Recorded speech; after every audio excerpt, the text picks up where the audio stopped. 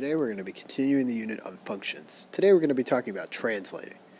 Translating is where we take linear equations that are written as words and turning them into numbers and symbols and variables. Let's take a look at some important words to know. So around the outside of these boxes are words that mean addition, subtraction, multiplication, or division. What I want you to do now is pause the video and see how many of the words you know and sort them into the boxes. When you're done figuring out as many words as you can, press play again to see if you are right.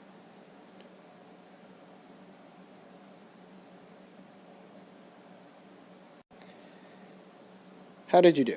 Were you able to sort all of the words into the boxes? Now, are all of the words that ever exist to mean addition, subtraction, multiplication, division? No, but these are most of the words that you're going to run into, but not all of the words that you're going to run into.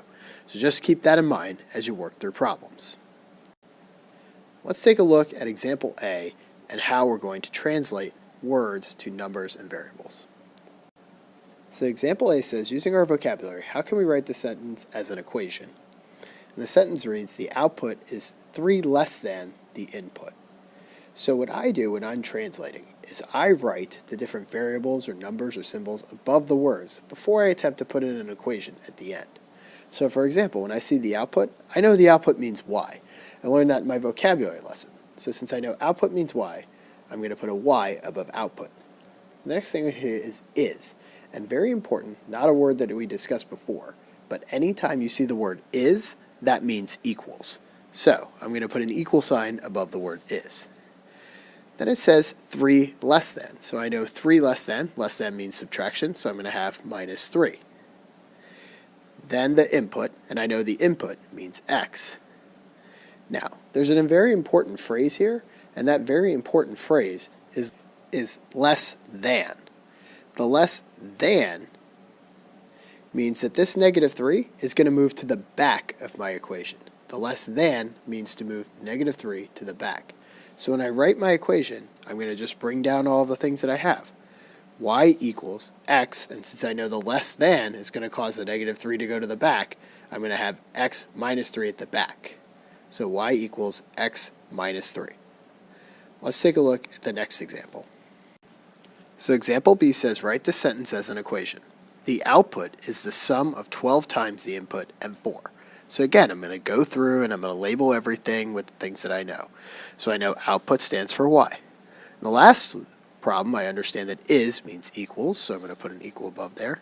All right, the sum of, so I know I'm going to be adding, so I'm going to put a plus sign since I know I'm going to be adding, of 12 times the input and 4. So I know 12 times, so I'm going to put 12 times with the little multiplication dot, the input, which is x, and 4, the number 4. So now what I really need to understand is, what is it talking about?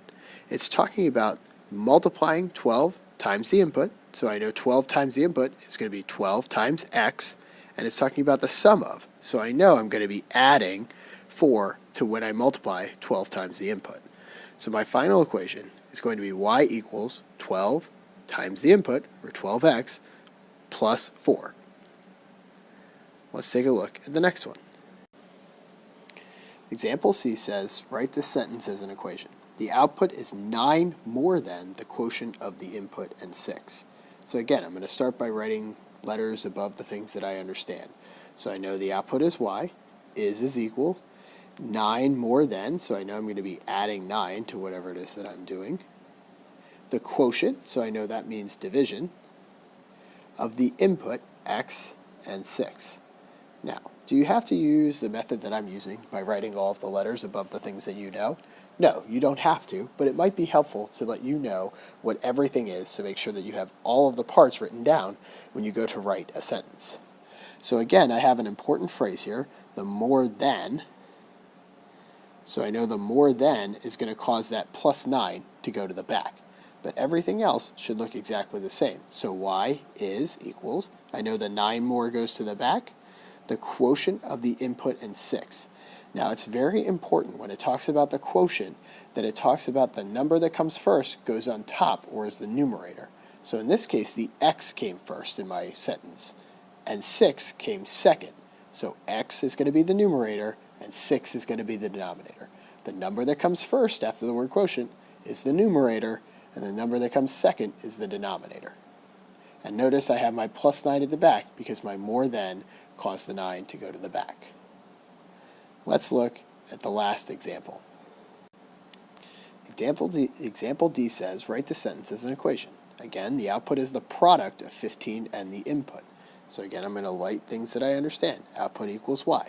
Is means equals. The product, so I know I'm going to have multiplication of 15, so 15 times something, and the input, which is x. So this equation is pretty straightforward. Y equals 15 and the input, so 15 times x is going to be 15x.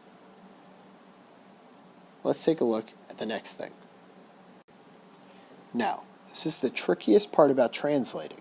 So if you don't understand this slide, it might be a good idea to watch this part more than once. It asks, how are these two examples different? The first example says the output is 3 times the difference of the input and 9. The second choice says the output is the difference of 3 times the input and 9. They sound very similar. However, they are very, very different. The first problem talks about the output is 3 times the difference of. So when it's talking about multiplying by 3, it's talking about multiplying 3 times the difference of something. That something is the input and 9. The second problem talks about the output is the difference of 3 times the input. So it talks about multiplying 3 times the input immediately. It doesn't talk about multiplying something after something else has happened. So these two equations are actually very different. The first equation says y equals 3 times the difference of x and 9, or the input and 9. So it's multiplying 3 with a parenthesis around the x minus 9. Because what is the 3 multiplying? It's multiplying the difference, so the difference subtraction, of the input and 9. The second problem says the output is the difference of 3 times the input. So 3 times the input is going to be 3x and 9. So in this case, I'm going to have y equals 3x minus 9. So what is the thing that's different?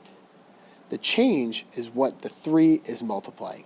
In the first one, it's multiplying the difference of the input and 9. So it's multiplying after something has already happened, the subtraction. The second one, it's multiplying 3 just straight times the input. It's not waiting for the difference to happen, it just does 3 times the input. That's the difference. It's very, very tricky, and it can be very, very confusing. So if you didn't understand, that's okay. Pause the video, rewind, and watch the slide again. If not, let's move on to some practice.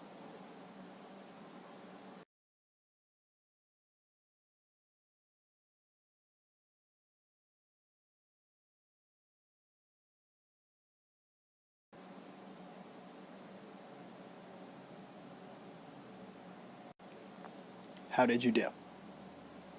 If you got them all right, excellent. If not, see where your mistakes crept in. Let's take a look at some other examples. So the last problem asks you to translate directly from words. These practice problems ask you to select the correct equation that is already given for you and match it to the translating words. Pause the video now, draw lines between the ones that you think match each other, then press play again to see if you are right. How did you do? This is a very tricky topic. There's not a whole lot of math involved. It's knowing vocabulary, and it's knowing the order of words and numbers. If you're not sure how this plays out, go ahead and watch the video again. If not, you can move on to the translating dominoes. If you like this video, throw us a thumbs up. If you love this video, throw us a sub.